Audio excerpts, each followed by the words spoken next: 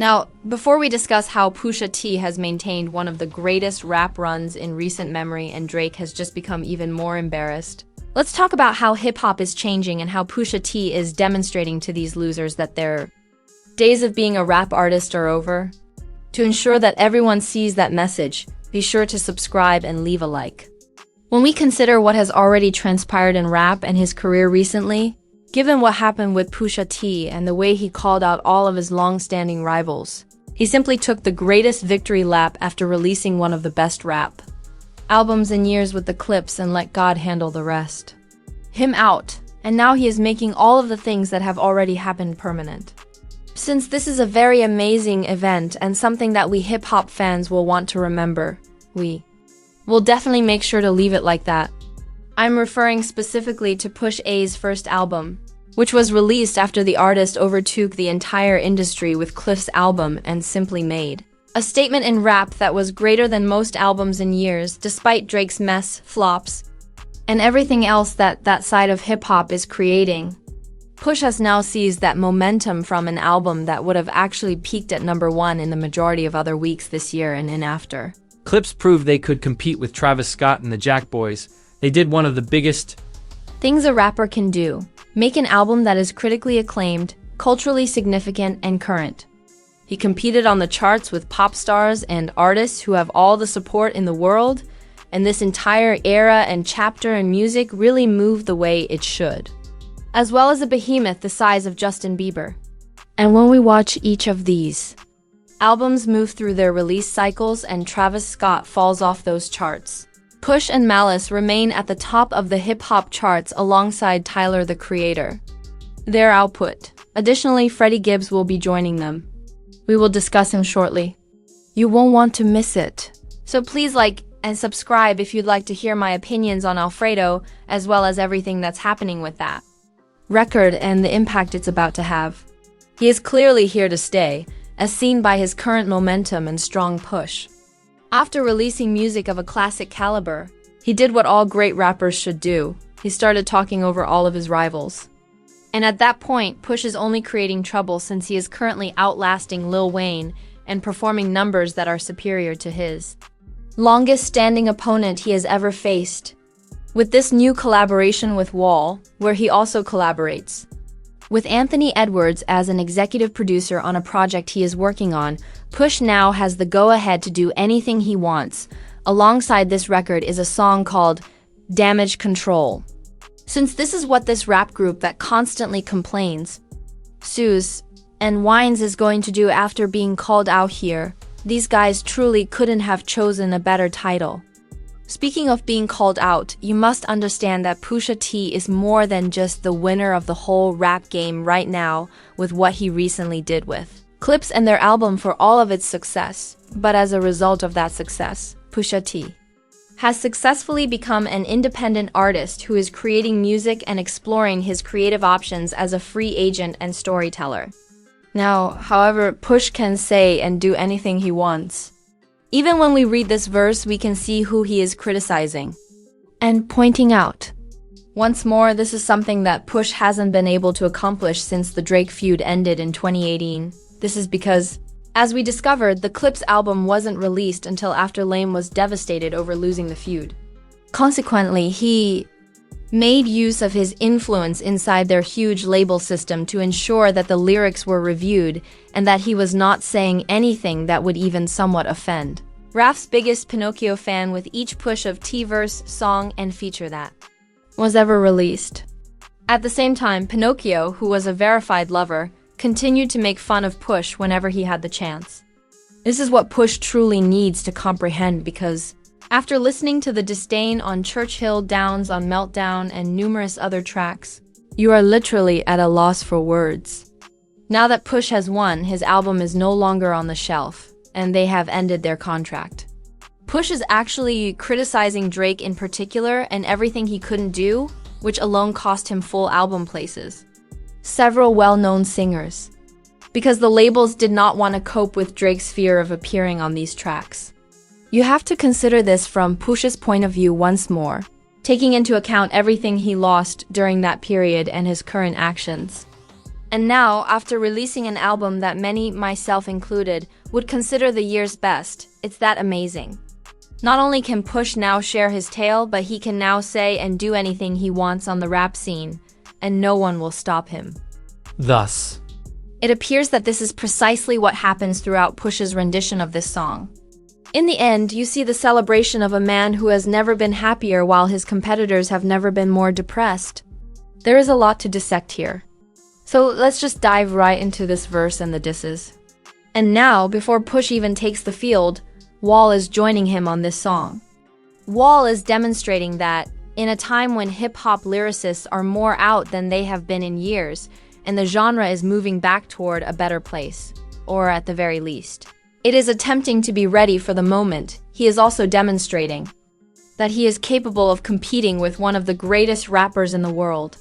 However, the primary event and Pusha T himself is the sole reason we are here. When Push jumps on this track to wrap things up, he spits the line, "I'm the truth and the proof." And you hear him rap in a very different style and flow than he did on the album he recently released.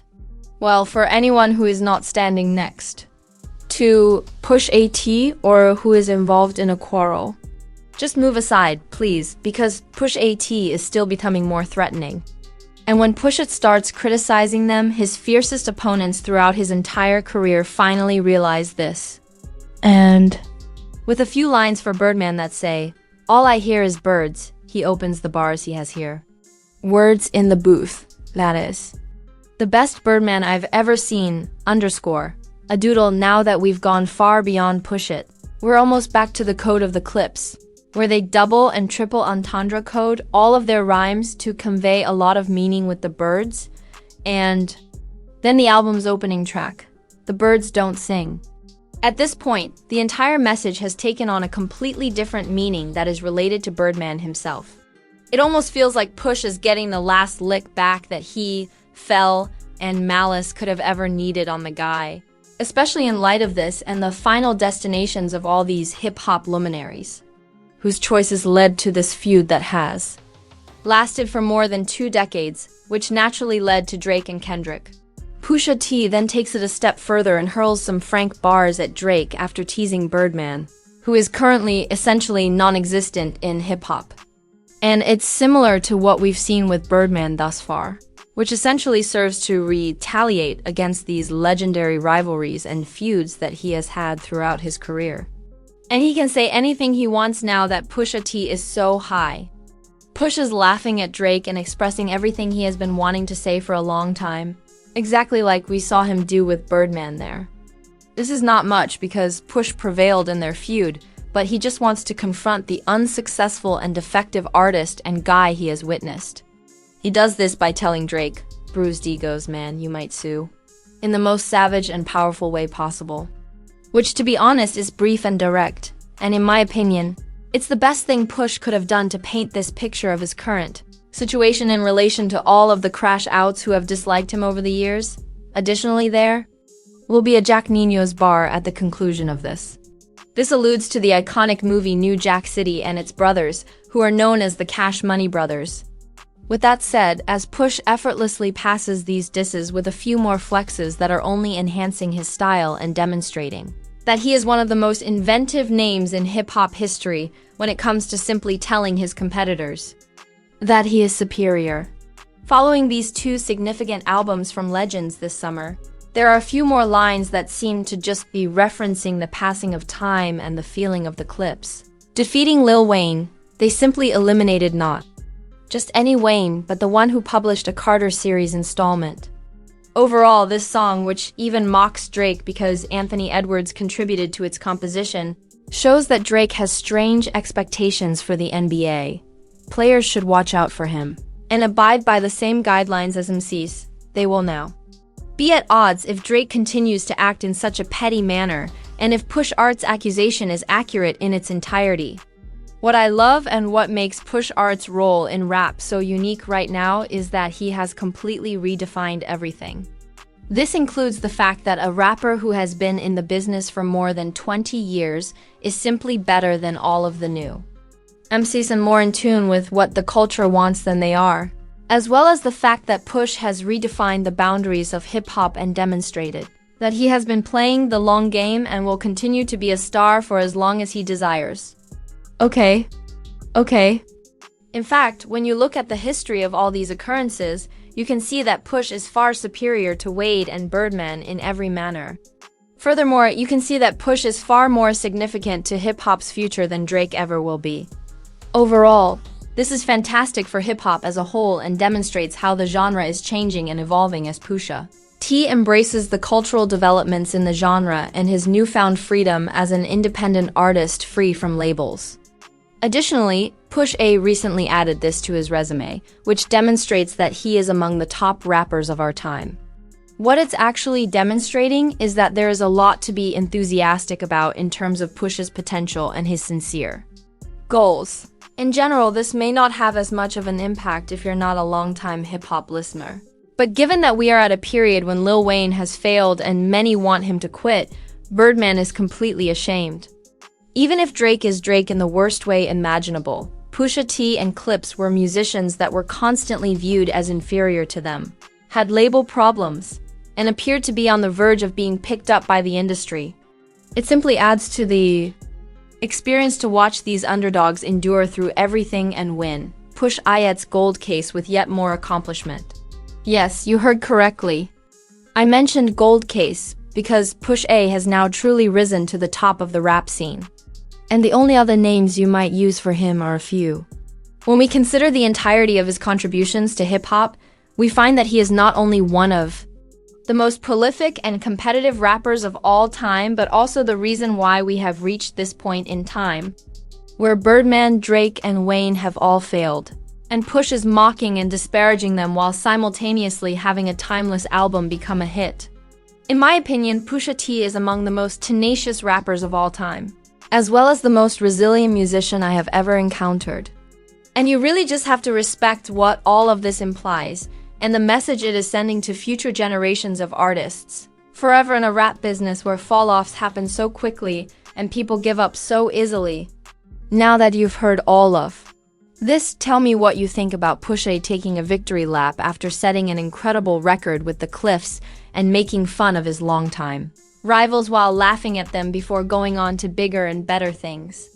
Now, I'm interested in hearing your thoughts on this song and the current state of hip-hop. Additionally, if you watched the entire video, please remember to subscribe and like it. It's really helpful to me. And now, if you want to see how Drake just made himself look even worse by disparaging Kendrick Lamar in one of the strangest ways I have ever seen, immediately before this. Well, on the other side, as Push Ayet is winning. And finally, by releasing another shit song with his Iceman. Roll out second episode. Watch the recommended video.